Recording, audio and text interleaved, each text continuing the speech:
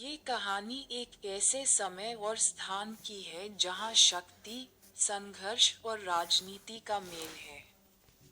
कहानी का मुख्य पात्र झांग यी है, जो अपनी सूझबूझ और ताकत के लिए जाना जाता है।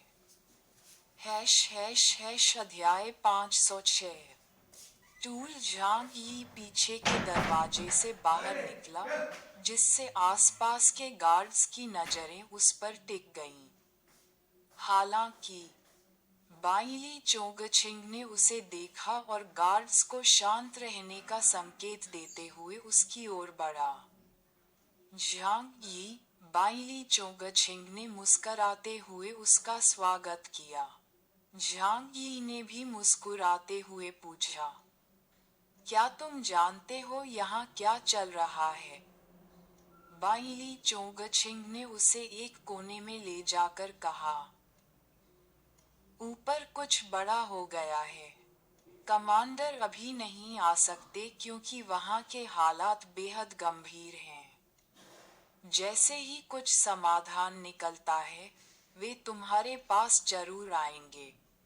झांग यी ने समझते हुए सिर हिलाया, ओह, समझ गया। लेकिन ये सब क्या है? बाइली चोंगछिंग ने सिर हिलाते हुए कहा, हमें ज्यादा जानकारी नहीं दी गई है। हम सिर्फ आदेशों का पालन करते हैं। झांग यी ने हल्का सा माथा सिकोड़ते हुए कहा, जियानगन क्षेत्र में मौसम बदलने वाला है। 12 शहरों से विदेशी लोगों का आना मामूली बात नहीं है। पर अगर कमांडर दूसरी जगह उलझे हुए हैं, तो इसका मतलब वहाँ और भी गंभीर स्थिति है।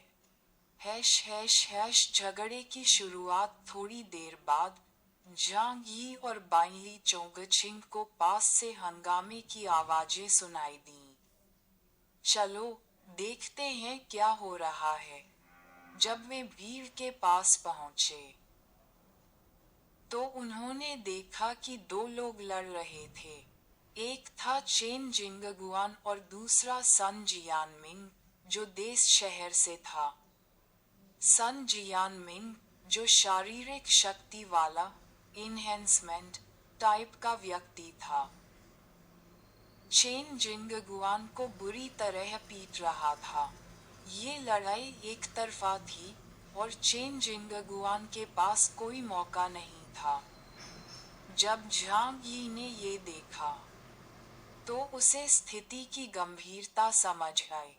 सन जियानमिंग ने खुलेआम तियानहे शहर की कमजोरी का मजाक उड़ाया, और ये दर्शाया कि तियानहे अब पहले जैसा शक्तिशाली नहीं रहा। झांग यी का निर्णय झांग यी ने हस्तक्षेप करने से मना कर दिया।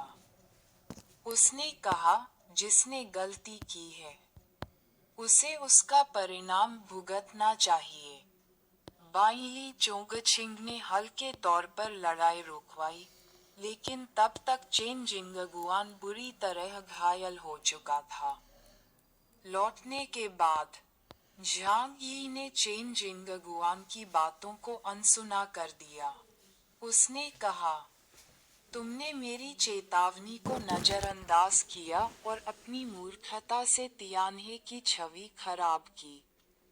अब ये तुम्हारी जिम्मेदारी है कि इसे सुधारा जाए।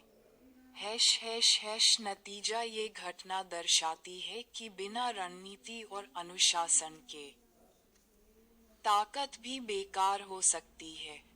झांग यी ने ये स्पष्ट कर दिया कि उसकी प्राथमिकता अपनी प्रतिष्ठा और क्षेत्र की सुरक्षा है। अगर कोई उसके आदेशों का पालन नहीं करता, तो वह उनकी जिम्मेदारी लेने को तैयार नहीं है। कहानी यह संदेश देती है कि व्यक्तिगत भावनाओं से ऊपर सामूहिक हितों को प्राथमिकता देना जरूरी है।